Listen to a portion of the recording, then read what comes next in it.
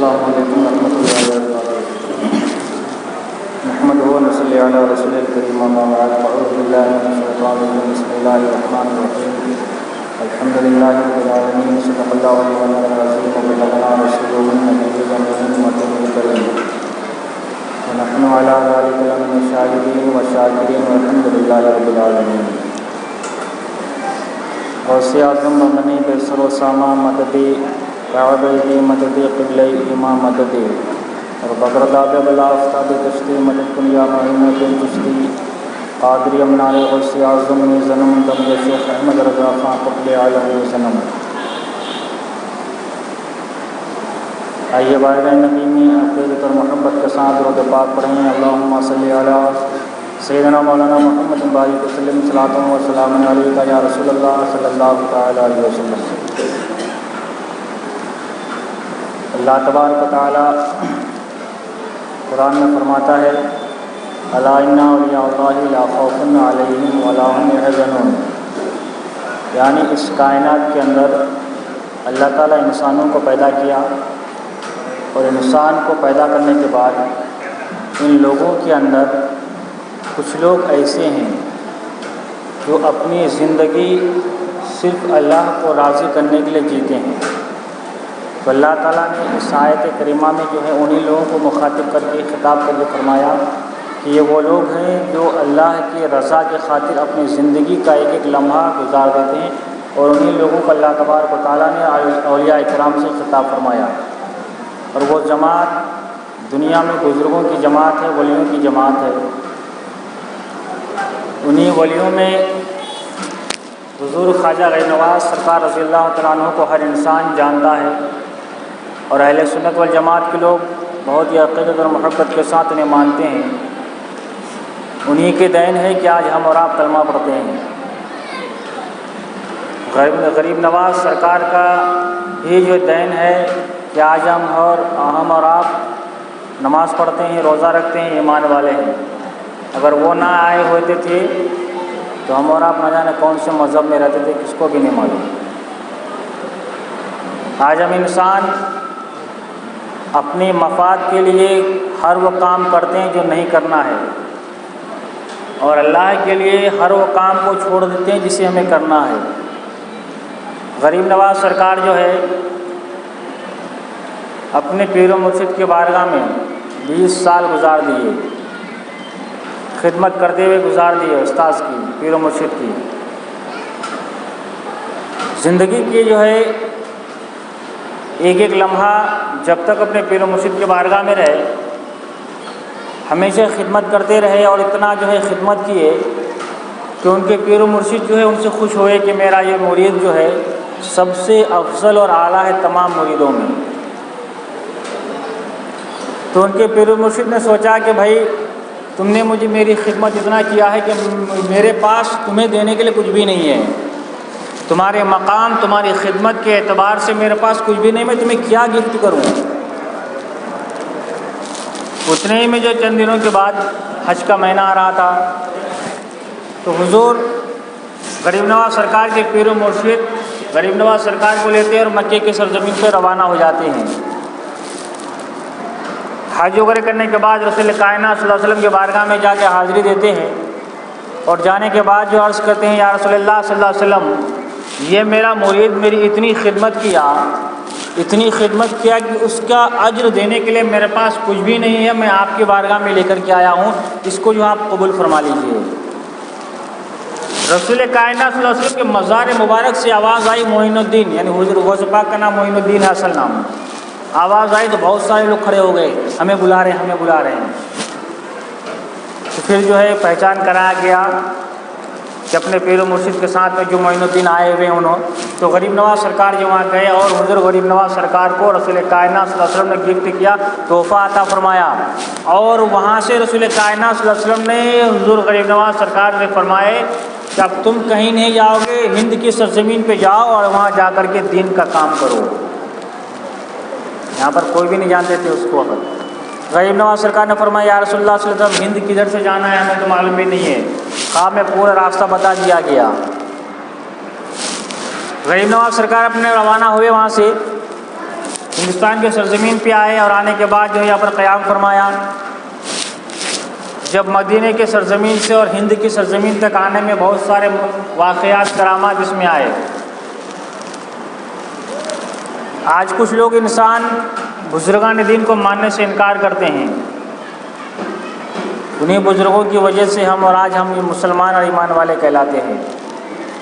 اللہ تبارک و تعالیٰ نے فرمایا کہ اے مومنوں، قرآن میں ہر جگہ مومنوں کے مومنین کا لفظ آیا ہے۔ بتا ہم اور آپ کیا مومن ہیں؟ مومن کا مطلب وہ ہے کہ اس کا ایمان مکمل ہو اور وہ انسان رب کی بارگاہ میں، اللہ کی بارگاہ میں کوئی آواز لگا دے، کچھ دعا کر دے تو فوراً قبول ہو جانا۔ مرے سے مردے کو اگر زندہ ہو بولے تو زندہ ہو کے اٹھ جانا انہیں۔ کیا ہم اور آپ کر سکتے ہیں ویسا کام؟ وہ کر سکتے ہیں بزرگان دین، وہ کیے ہیں اپنی زندگی میں۔ ہم اور آپ پریشان ہیں، بیماری سے، زندگی سے، روزگار سے پریشان ہیں، بزرگوں کے بارگاہ میں جاتے خالی دعا کرتے کام ہو جاتا ہے۔ کیوں؟ وہ کرتے ہیں تب تو ہوتا ہے، نہیں تو ہم تو کر ہی نہیں پائے اپنے کام کو۔ دعا کر کے زندگی ختم ہو گئی، اللہ تعالیٰ ہماری دعا سنا نہیں، پھینک دیا، ہمارے منہ پہ مار دیا، ہمارے گناہوں کو دیکھ کے ہمارے منہ پہ مار دیا ہماری دعا کو انہوں نے۔ بزرگوں کی بارگاہ میں دعا کرے، اللہ تعالیٰ جو ہے ان کے سلسلے میں ہمارا کام کر دیا۔ تو غریب نواز سرکار جب ہند کی سرزمین پر آئے، چند لوگ ان کے ساتھ میں ہیں، تو اجمیر کی سرزمین پر جب آئے، اور اجمیر کی سرزمین پر جب آئے تو وہاں کا راجہ جو ہے پریشان ہو گیا کہ یہ کون فقیر لوگ آ گیا ہے، اور جو ہے ایسا انسان جو کبھی لوگ دیکھا ہی نہیں تھا۔ بولے بھائی دیکھو تم لوگ کچھ بھی کرو، یہاں نہیں رکنا، چلتے پھرتے رہو، یہاں سے چلے جاؤ۔ تو وہ بادشاہ کا جو اونٹ وغیرہ جو تھا وہاں پر لوگ باندھتے تھے، اونٹوں کو گھاس کھلاتے تھے، تو غریب نواز سرکار اسی ایریا میں جو کہیں بیٹھے ہوئے تھے، آرام کر رہے تھے کہ چلو تھوڑی دیر بیٹھیں گے پھر آگے چلیں گے ہم۔ تو بادشاہ نے حکم دیا کہ جلدی ان لوگوں کو، ان فقیروں کو یہاں سے بھگا دو۔ تو غریب نواز سرکار نے فرمایا کہ جو ہمیں تھوڑی دیر رکیے، رکنے دو ہمیں، کیوں ہمیں پریشان کرتے ہو؟ بولے نہیں، یہاں پر جو ہے بادشاہ کا اونٹ باندھا جاتا ہے، تم لوگ یہاں پر نہیں رہنا۔ تو بولے ٹھیک ہے، تمہارا اونٹ بیٹھے رہ جائے گا۔ غریب نواز سرکار اپنے لوگوں کو لیے وہاں چل دیے۔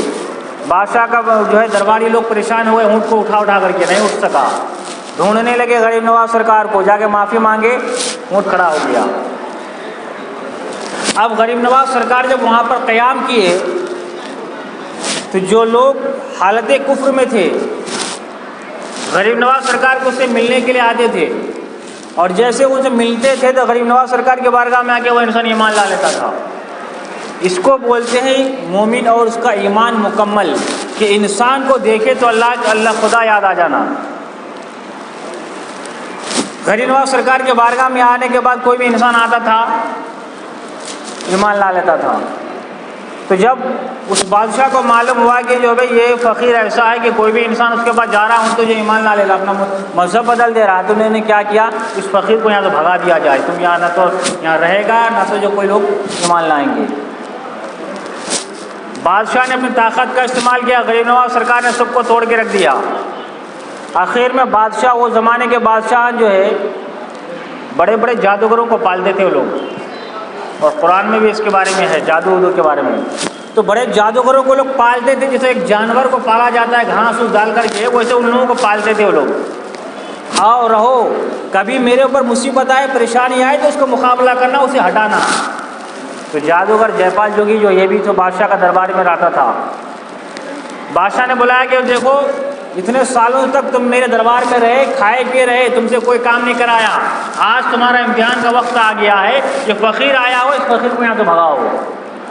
تم کیسے بھی بھگاؤ، ہمیں مطلب نہیں، اس کو بھگانے سے مطلب ہے، جادو کے ذریعے سے بھگاؤ، اپنے طاقت سے بھگاؤ، کیسے بھی بھگاؤ، مگر اسے بھگانے سے مطلب ہے۔ جوگی جے پال نے کہا میں تو اتنا بڑا جادوگر ہوں، ہوا میں اڑنے والا انسان ہوں، میں سیکنڈ نہیں لگتا مجھے، میں ہوا میں اڑتا ہوں، یہ فقیر کیا چیز ہے؟ گھمنڈ کیا۔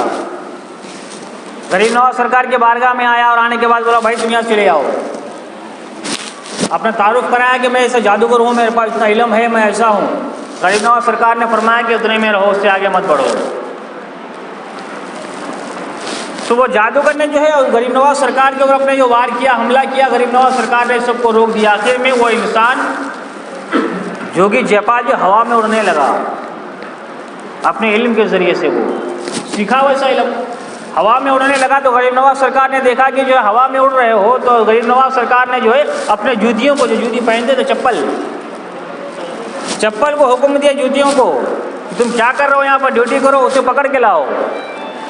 غریب نواز سرکار کے جوتی جو ہے، جوتا جو ہے ہوا میں اڑنے لگا اور جوگی جے پال کے سر پہ مارتے ہوئے زمین پہ لایا اسے۔ تو جوگی جے پال نے سوچا کہ اس کے جوتیوں میں وہ طاقت ہے تو انسان میں کتنی طاقت ہوں گی، آیا اور آنے کے بعد جو توبہ کیا، کلمہ پڑھ لیا۔ اب غریب نواز سرکار کے بارگاہ میں آ کے گفٹ مانگا وہ انسان کہ میں اپنی پوری زندگی حالت کفر میں گزارا اور میں ایک ایسا انسان ہوں کہ میں اپنی زندگی میں مجھ سے بڑا کسی کو نہیں دیکھا ہے، لہذا مجھے کچھ گفٹ کیجیے آپ۔ غریب نواز سرکار نے سر پہ ہاتھ رکھا، بولے کیا نظر آ رہا ہے؟ بولے تحدثرا۔ بولے اوپر نگاہیں کرو، کیا دکھ رہا ہے؟ لامکان، ہر جگہ تم پوری دنیا، اس کے آسمان کچھ بھی نہیں دکھ رہا، اس کو ہر چیز سے اوپر چلے گئی اس کی نگاہیں، جنت دوزخ سب دکھا دیا اسے۔ بولے دیکھو تم حالت کفر میں تھے، یہ جہنم میں تمہارا ٹھکانہ تھا، اب ایمان لائے ہو، یہ جنت میں تمہارا ٹھکانہ رہے گا۔ بولے سرکار مجھے کوئی اور دوسری گفٹ دیجیے۔ تو بولے کیا چاہتے ہو تم؟ بولے میں ہمیشہ زندہ رہنا چاہتا ہوں، ہمیشہ زندہ رہنا چاہتا ہوں میں۔ غریب نواز سرکار نے فرمایا کہ ٹھیک ہے، قبول ہے، ایک شرط پر، تم زندہ رہو گے قیامت تک، ایک شرط ہے، اس شرط کو اگر مانو گے تو تمہیں عطا کر دیں گے۔ وہ بولے کیا؟ بولے تم انسانوں کو نظر نہیں آؤ گے، تم قیامت تک زندہ رہو گے مگر انسانوں کو نظر نہیں آؤ گے تم۔ بولے منظور ہے، منظور ہے، گفٹ کر دیا۔ آج بھی وہ انسان زندہ مگر کسی کو نظر نہیں آتا ہے۔ یہ بزرگان دین کا کام ہے کہ انسان کی زندگی لمحے میں پلٹ دیتے ہیں وہ لوگ۔ اصل میں نماز، روزہ، حج و زکوٰۃ جو بھی اللہ تعالیٰ نے ہم انسان کو عطا فرمایا ہے، جو چیزیں فرض ہے، کچھ چیزیں سنتیں ہیں، کیا ہم انسان کر سکتے ہیں؟ صحیح سے نہیں کرتے ہیں ہم۔ نماز میں کھڑے ہوتے ہیں، جسم ہمارا نماز میں مسجد میں رہتا ہے، ذہن کہیں اور رہتا ہے۔ ہم رہتے ہیں نماز میں، دماغ کہیں اور پھرتے رہتا ہے ہمارا۔ سجدے میں جاتے ہیں ہمارا ذہن یہ نہیں رہتا ہے کہ ہم اللہ کے بارگاہ میں سجدہ کر رہے ہیں، ہم اللہ تبارک و تعالیٰ ہمیں دیکھ رہا ہے، بلکہ دماغ ہمارا کہیں اور پھرتے رہتا ہے۔ مگر بزرگان دین ویسا نہیں ہے۔ اگر وہ انسان سجدے میں چلے گئے تو کوئی رات سجدے میں گزار دیتے تھے، وہ 2 رکعت نفل کے لیے اگر نیت باندھے عشاء کی نماز پڑھ کے تو پوری رات بھر جو ہے نماز میں جو ہے گزار دیتے تھے وہ لوگ۔ کھانے کو نہیں ہے، پتے کھا کے، گھاس پھوس پتے کھا کے زندگی گزارتے تھے وہ لوگ، اللہ کو راضی کرنے کے لیے۔ ہر وہ کام جو اللہ تبارک و تعالیٰ نے ان کو حکم دیا سب کام کرتے تھے، اور جس کام سے روکا گیا اسے چھوڑ دیے تھے۔ تب جا کے اللہ تبارک و تعالیٰ نے قرآن میں فرمایا کہ مومنو، اے میرے بندو، تم میری بات مانو گے، میری باتوں کے اوپر عمل کرو گے، میری فرما برداری کرو گے، میں تمہارے مقام کو بلند کر دوں گا، اور مجھ سے اگر نافرمانی کرو گے تو میں تیرے مقام کو گرا دوں گا۔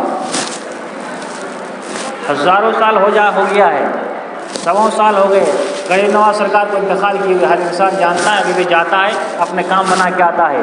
بیجگیر کے سرکار ہیں، 100 سال ہو گئے ان کا وصال کیے ہوئے، ابھی یاد رکھتے ہیں ہم، ابھی بھی لوگ آتے ہیں، فیض لے کے جاتے ہیں۔ ہمارے خاندان کا باپ دادا مر گیا، 6 مہینہ ہو گیا، قبرستان جا کے دیکھتے نہیں ہم۔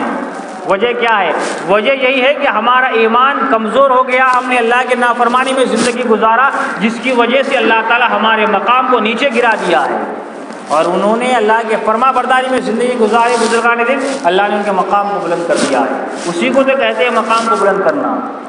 ہم انسان سے سوچتے ہیں، ہم انسان پڑھے ہیں کہ ہم اللہ کے فرما برداری کے مقام کو بلند کر دے گا، مقام کو بلند کر دے گا، ایسے نہیں کرتا ہے، بلکہ ہم پورے گناہوں سے توبہ کرنا، ہر ایک برائیوں سے دور رہنا، اللہ کے فرما برداری میں زندگی گزارنا، تب جا کے دیکھو اللہ تعالیٰ ہمارے مقام کو بلند کرے گا۔ آج ہم انسان تو ویسا کرتے نہیں ہیں۔ آج ہم انسان دعا مانگتے ہیں، قبول نہیں ہوتی ہے۔ نماز ہفتے میں 1 بار پڑھتے ہیں ہم، جمعے کی نماز صرف۔ اللہ تبارک و تعالیٰ 5 وقت کی نماز ہمارے پر فرض کیا ہے، ہم 5 وقت کی نماز نہیں پڑھتے ہیں، 5 وقت دن میں نافرمانی کرتے ہیں۔ ایک مرتبہ ایک انسان رستے سے جا رہا تھا، چلتے چلتے، اللہ تبارک و تعالیٰ جو قادر مطلق ہے، وہ کچھ بھی کر سکتا ہے۔ کبھی کبھی کچھ ایسی چیزیں انسانوں کے سامنے اللہ تعالیٰ ظاہر کر دیتا ہے عبرت حاصل کرنے کے لیے، عبرت حاصل کرنے، جیسے قبرستان کا عذاب ہے، کسی کو نظر نہیں آتا ہے، مگر اللہ تبارک و تعالیٰ کسی کو اگر دکھانا چاہے کہ لوگ ڈریں تو اللہ تعالیٰ دکھا دیتا ہے قبر کے عذاب کو۔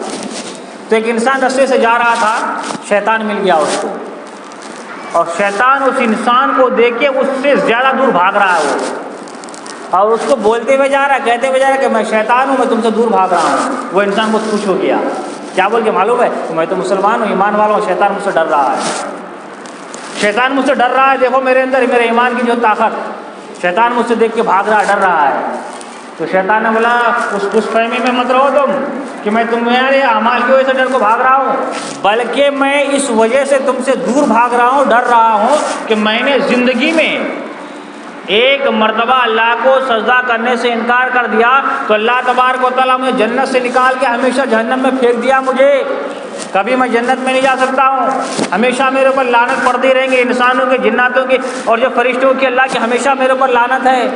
تم تو صبح سے شام تک 5 مرتبہ سجدہ کرنے سے انکار کر دیے ہو، چھوڑ دیے ہو، تم سجدہ نہیں کر رہے ہو، نماز نہیں پڑھے ہو، تو میں اس وجہ سے ڈر سے بھاگ رہا ہوں کہ کہیں تمہارے پر اللہ کا عذاب نہ نازل ہو اور میں تیرے قریب میں رہوں اور میں بھی تم پیچھے جاؤں، اس سے تم سے دور بھاگ رہا ہوں کہ اگر اللہ کا عذاب ہے تم خود مرو، میں کائے کو مروں۔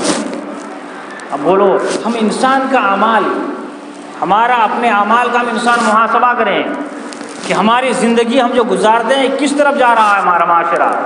آج ہم انسان نماز پڑھتے ہیں، نماز کا طریقہ ہمیں نہیں معلوم رہتا، قرآن پڑھنا ہمیں نہیں معلوم رہتا ہے، قرآن کی ہم تلاوت نہیں کرتے ہیں، ہم نہ تو مسجد میں آتے ہیں، نہ تو وہاں کرتے ہیں، نہ تو گھروں میں کرتے ہیں۔ اللہ کے حبیب صلی اللہ علیہ وسلم نے ارشاد فرمایا کہ جس انسان کے دل میں قرآن نہیں وہ مثل قبرستان کے سر کا ہے، جس گھر میں قرآن کی تلاوت نہ کیا جائے وہ گھر قبرستان کے سر کا ویران ہے۔ آج ہم انسان گھروں میں قرآن کی تلاوت نہیں کرتے ہیں، آج ہم انسان خود اپنے قرآن کی تلاوت نہیں کرتے ہیں، تو کیا بتاؤ اللہ کی رحمت ہمارے پر نازل ہوں گی؟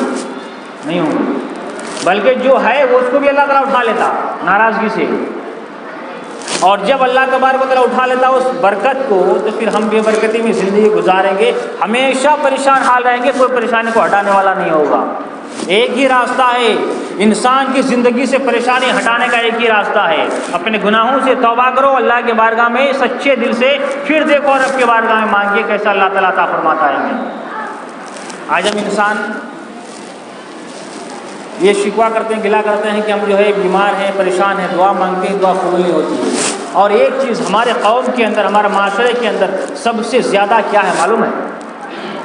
کوئی دوست احباب ملتا ہے اس سے بولتے ہیں ہمارے لیے دعا کیجیے گا، بولتے ہیں ہم انسان، دعا بھی یاد رکھیے گا۔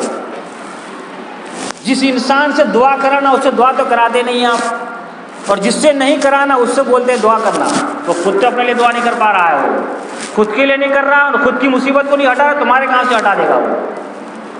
جس انسان سے دعا کرانا ہے اس سے نہیں کراتے ہیں، ہم اس سے بولتے بھی نہیں، بات بھی نہیں کرتے ہیں کہ ہمارے لیے دعا کرو۔ ماں باپ کو کبھی بولے ہم انسان؟ ہمارے ماں باپ ضعیف ہو گئے، کبھی ہم بولے ان لوگوں کو کہ ہمارے لیے دعا کرو ہم پریشان ہیں؟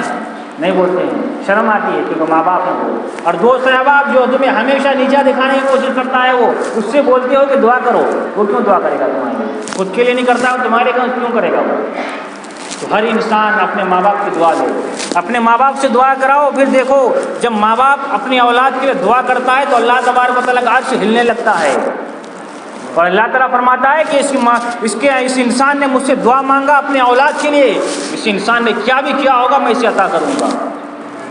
اور جس انسان کے لیے اللہ تعالیٰ آفر دے رہا ہے اس سے ہم ٹھکرا دیتے ہیں، چھوڑ دیتے ہیں ہم، اور جس کے لیے کچھ بھی نہیں ہے، زندگی ختم ہو جائے دعا کرتے کرتے، اس کے لیے ہم جو ہے کوشش کرتے ہیں۔